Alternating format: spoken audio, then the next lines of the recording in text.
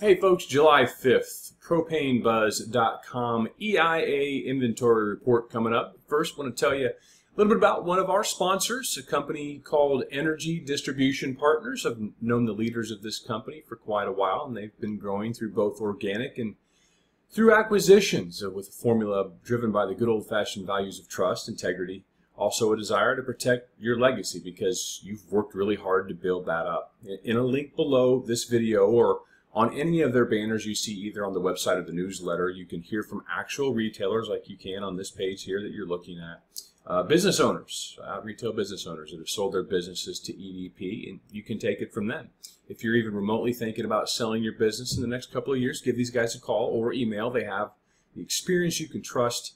That is important, and you can trust them. Again, click on the link below this video if you're watching it on YouTube or any of the banners you see on the Propane Buzz or on the newsletter. All right, let's dive into what we are here to talk about today. I'm going to move this off and want to find the EIA information. There we go. Let's get to that. So I'm seeing this the same time you are. Don't know yet what this says. Propane build 2.9 million barrels.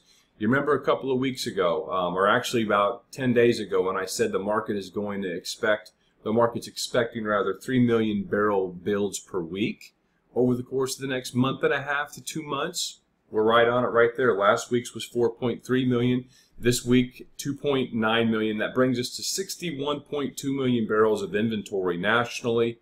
We were at 60.6 1 year ago. So we are above. And I said that by the time we got to the end of June, we would be above last year's pace. And you can see right here, this report is for the week ending June 29th. So that is a winner chicken dinner on that front. Let's go down and look inside this report a little bit. Let's dive into the production numbers. Propane production, 1.898 million barrels per day. It's the first time we've been below 1.9 in several weeks, but we're still averaging 1.922 over the last 4 weeks. 1 year ago, the 4-week average was 1.846. So you're looking at 65 to 70,000 barrels per day of greater production this year than 1 year ago. And we're at about exactly 70,000 barrels per day greater production this week than we were this week 1 year ago. Let's go dive down now and look at propane exports. That's stocks. Well, we can go up to stocks here for a second and look at some of these particular coasts. The Midwest, 19.2 last week, 18.4. So an 800,000 barrel build in Conway, which is pretty significant. 1 year ago, we were at 18.8 million barrels. This year, we're at 19.2 year over year for the same week. 2 years, we were at 25.9. So not really seeing any reason to be concerned about the trajectory of Conway inventories. Certainly not concerned about the trajectory of overall national inventories. Here in the Gulf Coast, we saw doing math on the fly here, 1.6 million barrel build. Very near where we were 1 year ago at this time, 2 years ago at this time. It was just insane and ridiculous. So, again, no concerns fundamentally with what we're seeing from these numbers. Let's look over here. The exports, I would imagine this number's to be, oh, well, it's over last week. 769 versus 566 million barrels per day versus last week. Year over year, boy, we were at 476,000 barrels per day a year ago this week. That's really low. One of the lowest numbers we've seen in a year and a half probably. That was not impacted by a hurricane, mind you. So what you're probably going to see with this number right here over the course of July, I would imagine, based on everything I've read and individuals, traders, market experts that I've talked to, is that the export slips, if you will, the export cargoes are going to be completely chock-a-block full for July. And some of those cargoes have butane, propane mixed together in them. Not mixed together, but on the same cargo. But a lot of them are propane. So we will see exports remain high. So we'll have to keep an eye on propane production numbers to see if they stay high, to keep that 3 million barrel build per month pace that a lot of people are expecting. But really, from this report, I don't see any concern in the fundamentals. Let's go up and see what crude oil looks like, because as we've been writing about and talking about, it doesn't almost really matter what's going on in propane right now. If it was really bearish or bullish rather, then it'd probably prices would be a lot higher. It's really bearish, in my opinion, as far as propane fundamentals are concerned. The prices are being dragged along by crude oil. So let's look at crude. Crude 76. That is a very small draw. That is, what, 1.2 million barrel draw over last week. So, and last week was a huge draw, 9-10 million barrels. But there was some import funniness going on there. So it'll be interesting to see what happens in the crude markets. Checking that out right now. Up, there you go, crude down, bearish. Sometimes it's easy to call, but you know what? On the 3rd day of July in the morning, crude oil was off $1, and I sent out my report saying, you know, crude's off, propane prices are down, and they were down. But here's where we were on Friday, gosh, the 3rd. So this is the in-month, July, August. You know, so these are the individual months we're looking at here. Conway was down across the board. Bellevue was up. So that Conway to Bellevue differential widening out there, and we'll talk more about that here in a second. Go over to this tab real quick. So these are, you got some daily averages and numbers there. Subscribers to the Propane Buzz, I've already sent the charting information out this morning, so you can check that out. I wrote some things this morning to the subscriber base of Propane Buzz. And by the way, you can visit the website propanebuzz.com. Click on subscription information here to learn how you can subscribe as well. You can go month to month or pay annually if you would like. What happened over the holiday weekend? President Trump tweeted something out. OPEC monopoly must remember that gas prices are up. They're doing little to help. If anything, they're driving prices higher as the United States defends many of their members for very little money. This must be a two-way street. Reduce pricing now. Emphasis from President Trump. Iran tweets back and says, hey, your social media posts have risen. Crude oil prices up $10 a barrel. Don't know if that's true or not. But anyway, the president is certainly chumming and stirring the waters for sure again this morning or over the weekend. We've talked about the Conway-Bellevue differential and how it was so wide. There was a really good article. I'll just click on this real fast so you can kind of see where it comes from, the source. RBN Energy. We're not in Kansas anymore. The Conway versus Mont Belvieu propane NGL differential. And you can sign up for Rusty. He sends out a daily email. They're really heady, okay? And I'm someone that's been in this industry for 15 years, and there's times where some of the stuff is like, I don't know if it's over my head, but it's difficult to digest. But this piece was really good, in my opinion, just because of how germane it is to what we're doing in propane, and his service is kind of across all liquids. Why is it so wide? Here was the takeaway.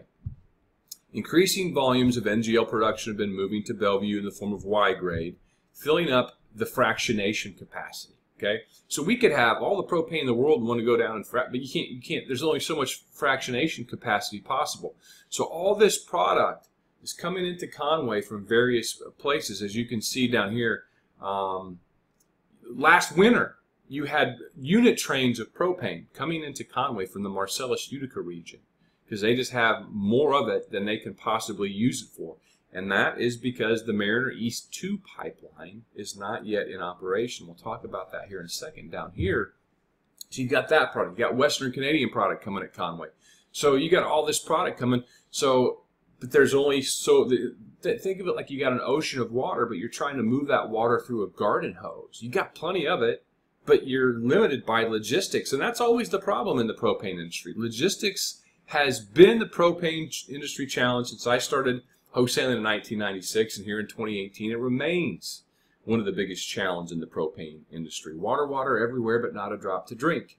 If you can have as much of something as you want, but if you can't get it someplace, or there's nothing, it's so backed up down in Mont Belvieu with all this other product going, fractionation capacity at full bore, they can't take anymore. So that's a big issue. And when that happens, that's when you see these prices, the spreads widen out. Let me pull that up here again.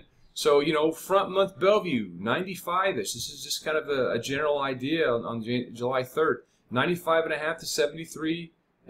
You're looking at a 22-cent Bellevue to Conway spread. Now you get out here in January, that spread narrows, but it's still a robust 13-ish cents. So, back to something that's going on. Are things about to change in the Marcellus-Utica region? Now, you talked about the Mariner East 2 pipeline. Supposed to be completed 18 months ago, hasn't been. They've run into quite a few regulatory issues, environmental issues, as is typically the case when you're talking about the construction of propane pipelines. But there was an article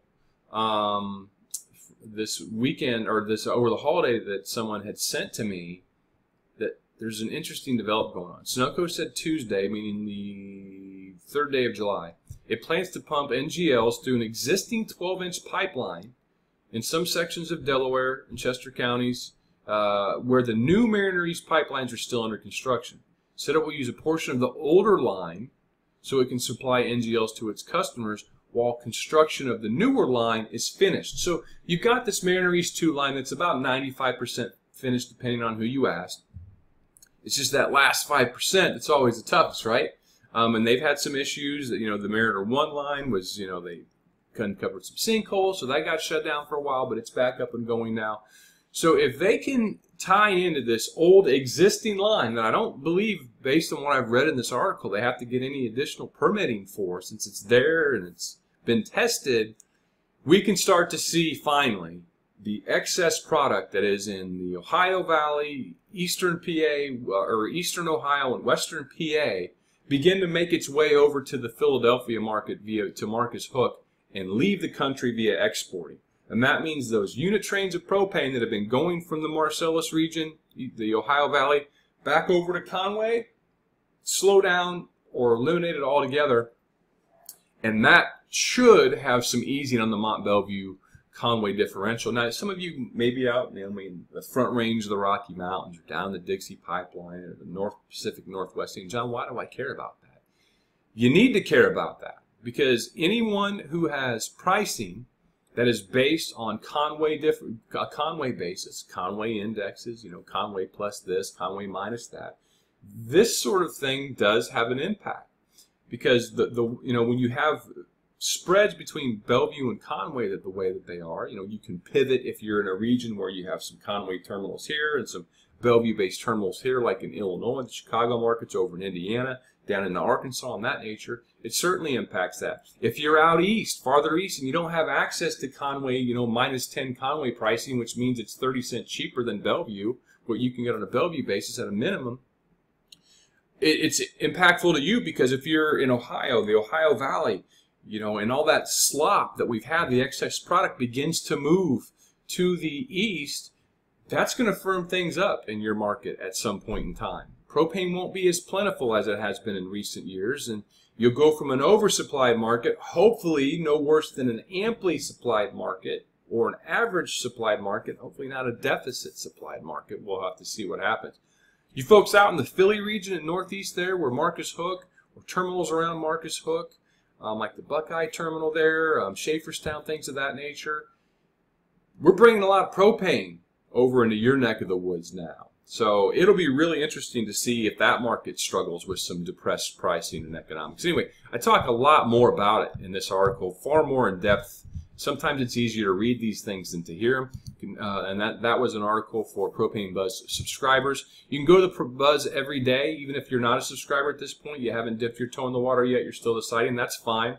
Click on our bear or bull heading every now and then, where I basically list some of the bearish factors and bullish factors I see in the market, and I give a little quick synopsis of why that matters. Also, the energy headlines segment here, where I'm bringing in information from all across the marketplace. Every single day, have a very complete weather video that we share from you from our friends at bamwx.com. They are our meteorological partners here at Propane Buzz, in addition to a number of their charts, graphs. So you see here, this is what we're doing, a couple, 2, 3 items per day, and everything has a tie back to propane.